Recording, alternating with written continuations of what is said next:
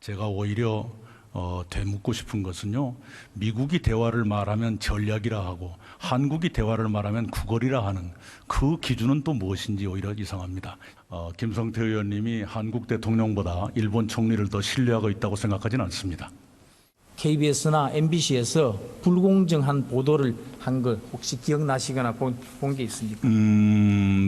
잘 안 봅니다. 네. 안 보십니까? 네. 세심함이라는 말은 그런데 쓰는 말이 아니죠. 비정함입니다. 비정함의 발로라고 생각합니다. 네, 저도 의원님만은 못하지만 저도 국어깨나 했습니다. 가르쳐 주셔서 감사합니다. 총체적으로 총리는 이 정권 교육 정책에 몇 점이나 주고 싶으십니까? 그렇게 점수를 매길 만큼 깊게 따져보진 못했습니다.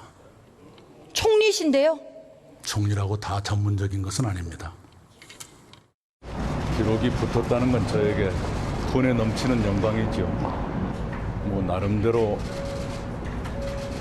놀지 않고 해왔다고 생각합니다. 그러나 결과를 놓고 보면 잘된 것도 있지만 아쉬운 것도 없지 않습니다. 삶이 어려우신 분들은 여전히 어려우시니까요. 이런 국민들의 고통에 대해서는 늘 저의 고통처럼 마음이 아프죠. 당연히 저의 거취는 저 혼자 할 수 있는 게 아니죠. 네, 조화롭게 하겠습니다. 무려 881일 현재까지요 총리로 재임한 기간입니다. 이현희 변호사께서는 저희가 앞서 영상을 보여드렸는데 일단 저 발언, 야당의 매서운 공격에 대응하는 발언이 초기에 화제를 모았었거든요. 네, 그렇죠. 그러니까 사실 이낙연 총리에 대해서 우리가 가지고 있는 이미지 그리고 인식은 굉장히 무겁고 차분하다, 굉장히 신중하다라는 이미지를 가지고 있는데 그렇게 생각을 하게 되는 원인들이 아까 이제 뭐 대정부 질문이라든지 이런 어떤 언행에서 굉장히 신중하고 때로는 굉장히 날카롭고 그리고 여야를 좀 이제 두루두루 섭렵을 하고 포섭을 하려고 하는 좀 관대한 관용 정신 같은 것이 느껴져서가 아닌가라는 생각이 됩니다.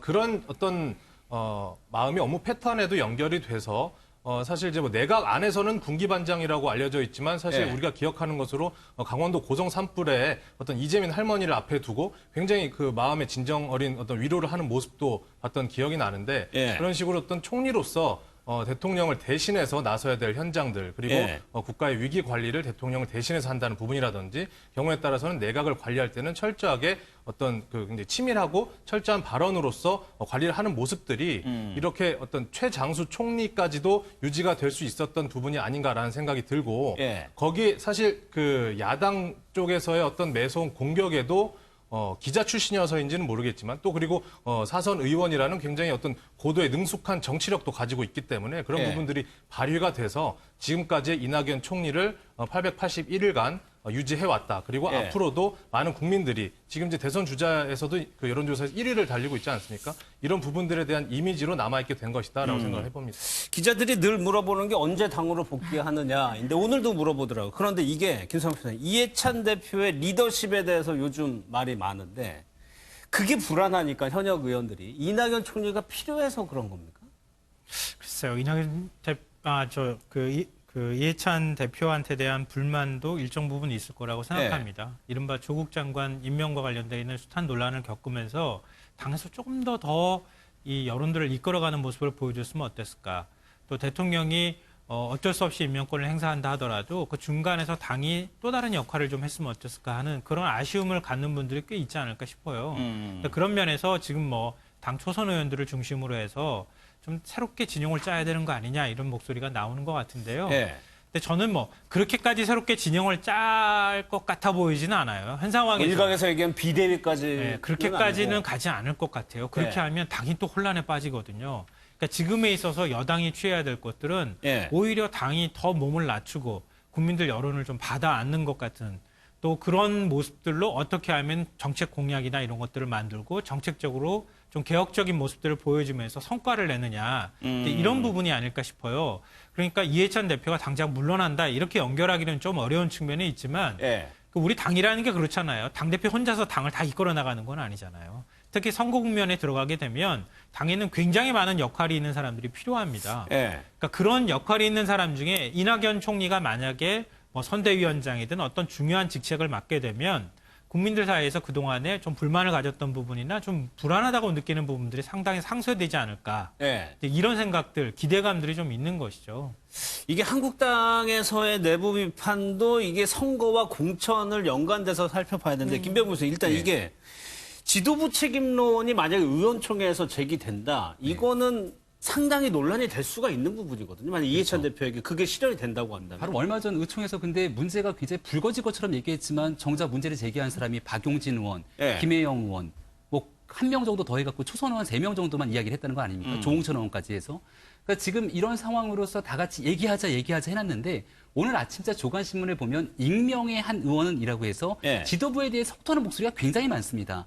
오히려 봉숭아 학당의 반장 같다라고 이해찬 대표를 표현하는가 하면 조국 장관 사태에서 뒷공문이 쫓은 거 말고 한 일이 뭐가 있냐라고 얘기를 하는데 모두가 다 익명을 전제로 얘기를 합니다. 예. 그러다 보니 오늘 아침에 박용진 의원 같은 경우는 실명으로 의총에서 당당하게 얘기해라라고 이야기를 하고 있는 상황이거든요. 하지만 그게 두려운 거잖아요. 현역 의원들 입장에서는 이게 만약에 내가 예. 잘못 발언해서 총선에서 공천을 못 받을까 두려워하는 상황. 예. 이를 두고 오늘 경향신문에서는 구렁이 담 넘어가듯이 그렇게 어물쩍 넘어가려고 하면 오히려 민주당이 큰일 날 수 있다라고 하는 논조의 기사를 쓰기도 합니다.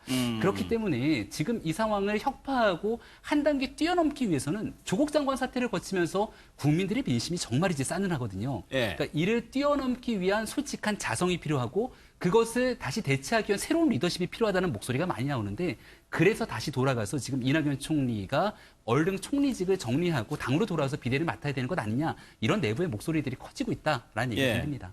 오늘 발표된 지지율 잠깐 보도록 하겠습니다. 문재인 대통령의 지지율은 올랐고요. 그리고 민주당과 자유한국당의 격차는 조금 벌어지고 있는 상황입니다. 민주당이 40.6%, 한국당이 32.2%, 거의 1%포인트짜로 붙었던 적이 불과 2주 전인데 다시 또 격차가 벌어지고 있다라고 하는데 나경원 원내대표에 대한 논란이 주말까지도 이어진 것 같습니다. 일단 좀 영상을 한번 보도록 하겠습니다. 말도 안 되는 무슨 LA에 있는 라치몬드 산후조리원에서 이 애를 낳았대요. 그래서 저희 애는 97년생인데 그 산후조리원을 막 찾아보니까 2000년에 개원을 했더라고요. 이거 말이 안 되잖아요. 그래갖고 저보고 출생증명서를 내라 그러는데요. 아니 좌파들이 이렇게 허위로 거짓말하는 거에 제가 출생증명서를 낸다는 건 자존심이 허락 안 하더라고요. 그렇지 않아요? 그러면 그냥 아무렇게나 떠드는데 맨날 우리가 입증해야 됩니까? 이렇게 저희가 원래 장관을 낙마시키면 표창장을 늘 드렸습니다.